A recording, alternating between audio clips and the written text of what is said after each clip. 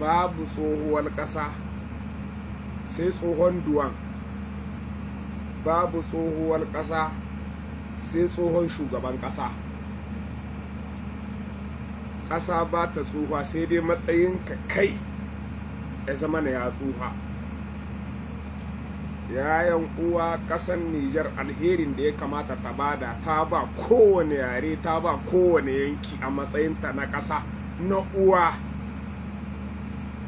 Domin haka error ɗin da aka samu tun daga samun incin kanmu har zuwa yau, an yi shugabanni na farar hula, an yi na mulkin soja, da inda suke samun kasawa wuri ɗaya ne tak, suna fifita manyan birane fiye da karkara. Nan abin da nake nufi, duk abin da kuka tubka a cikin babban birni, in dai ba a tubka shi ba tare da 'yan karkara, to so sun warware shi, saboda su suke presentan ƙasar a wasu ƙasashe, su suke ma'amala da mutane a wasu ƙasashe.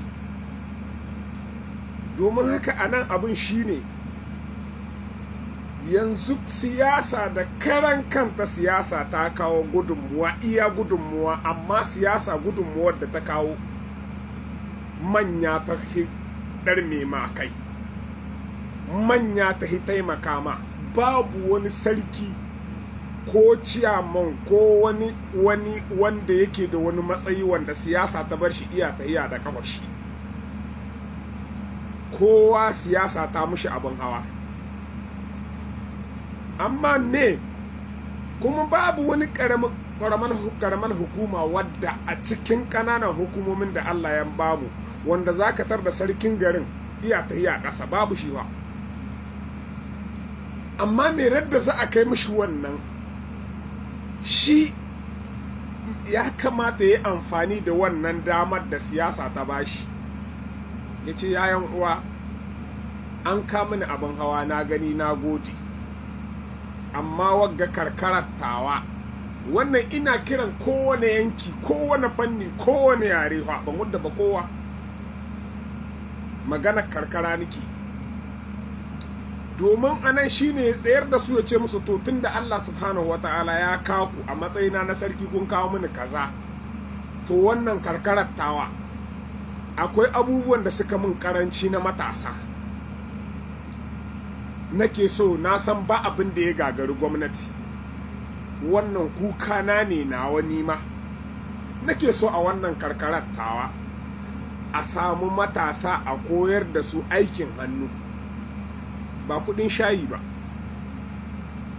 ba kudin amfili ba na kiɗa, lalaba shi ba, da mutum ya barin ka baka kihi kullum wanda ya gaya gwada maka inda zaka kama kihin kai ma da kanka.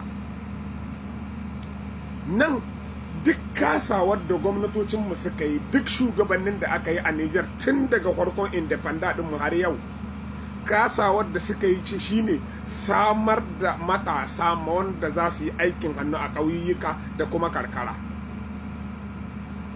Domin anan abin shine yayan uwa, wa'annan matasan da suke huta kashi 80 cikin 100 sun huto ne daga karkara, kuma su suke wakiltar ƙasar a wasu ƙasashe, da su ake hukumta ƙasar, da sun zo ba aikin hannu za a yi 'yan Nijar ne. Ku kun manta da abin da BBC da take kira mu masu kokon bara. Wannan abin gaba ɗaya bai damun manyanmu na wancan lokacin, inda za a haɗa matashi 40, matashi 60, ba mu iya wani abu na technology ko keke. Yayan uwa, alheri na farko da Nijar ta bada, na ƙasar Nijar ta bada, duk abin da aka shibka shine zai fito. Ba a taɓa shibka gujiya ba a Nijar, wake ya fito. Ya ne wannan ne ya nuna maka duk abin da ka shuka in ka yi shi da kyakkyawan niyya, Allah subhanahu wata'ala zai baka the same result. Domin haka ne yayan uwa, abin da muke kira a nan yanzu yayan uwa, ci gaba ne Allah ya kawo shi, ci gaban muke so shiga kowane fanni, kar a manta da kowane fanni. Yanzu taimaka ma babba ba shi bane mahutan Nijar. taimaka ma mai kuɗi wallahi taimaka ma mai akwai a yanzu ba shi bane mafitan Nijar. Kuma a yanzu matasan Nijar da ka taimaka musu da kuɗi ma ba shi bane mafita. A'a, ka gina su don su gina rayuwarsu ne shine mafita kawai. Tun a sami inci duk shekara in matashi 500 ko 2000 ba su huta ba daga Nijar sai hiya da haka ma. Kuma kowace shekara haka abin adadin sai karuwa yake yi. Me yasa? Saboda me yasa? Vous êtes abandonné d'autres people. Wancan mutanen da kuke gani sun kawo gudunmuwa su iya gudunmuwa da dan adam zai bada a ƙasa. 'Yan karkara sun kawo. Domin abin nihin anan shine tsarin da muke ciki a yanzu yau na a ce fannin da ake taya ana taimaka ma mai akwai wannan ifo a retesa ga wa'anda nan in ka taimake su hal abada sun zamna a ƙasa su ne matasa. Ba ka ɗau kuɗi ka ba su ba, a'a abinda muke kira shine in kuɗi gare ka Allah Ubangiji ya baka kuɗi Allah ma ya ƙara maka, amma ne ka yi amfani da wagga dama ka ta yi karkararku, ka ta yi inda aka yi kakanninka, ka je ka zaɓo matashi kai a gari Allah ya baka kuɗin ta yi can inda ka girma, inda ma'aihanka aka aihe su, ka je ka ɗauko matashi 20 ka kawo su ka gina rayuwarsu na shekara 3 turwaza za su iya sudir, za su iya gine-gine na zamani, za su iya gyaran hanyoyi, za su zama injiniyar.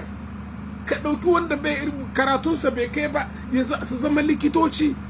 Ka ce kai 'yan karkararku ne kake so su yi kaza ɗin, ko da an kawo wani iyaye koyar musu kawai shi kai shi ne bukatarka. Wannan shi ne cigaban kowace al'umma. Ba yanda za mu yi mu tsaya muna tsaya a haka kullum riyan ne shan ba. Wannan abin da kuke gani yayan uwa sai mun tsaya mun kama mu duka, sai mun tsaya mun tashi mu duka.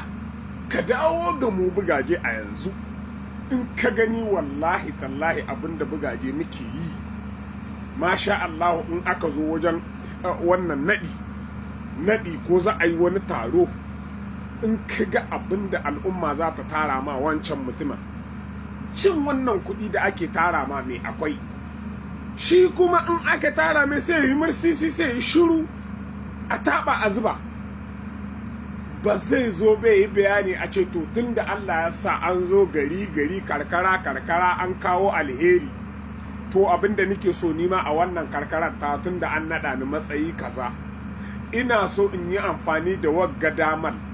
Akwai matasanmu masu shiga Alger cikin hatsari, akwai matasanmu masu shiga Libya cikin hatsari, akwai matasanmu masu shiga Najeriya cikin hatsari. Ina so in yi amfani da wagga damar tun daga 'yan jaridu sun zo, ga wakilan gwamnati sun zo. A nan ba kira ba ne za ka yi tun da jama'a ta taru ne don kai. A nan duk abin da ka faɗa yi maka ne za yi. Ka ce to a yanzu a wannan karkarar ina da matashi 30. Wannan matasan 30 so nike a gina rayuwarsu a nan, a koya musu aikin hannu. Wannan shine kukanka, wannan shine kukan ɗan ƙasa. Ni yasa? Saboda ni mu gudu tare mu tsira tare. Duk wanda ka taimake shi ka gina rayuwar shi ka gama masa komai. Baka san ba gobe wanda in ka mutu zai kula da 'ya'yanka. Gobe baka san ba kowace kabila ce in ka taimaka mata wanda zai zo ya kula da bayanka in babu kai. Ya ce wannan ɗiyan suwane ne, wannan ɗiyan marigayi ne, bari in ba su kuɗin in je in leƙa an gani suna makaranta. Wallahi yayan uwa mu yi hattara, lokaci ya riga ya tafi. Wannan lokacin da Allah ya kawo mu rinka amfani da shi. Allah subhanahu wa ta'ala ya ba mu zaman lafiya, ya taimake mu, ya sa mu so juna.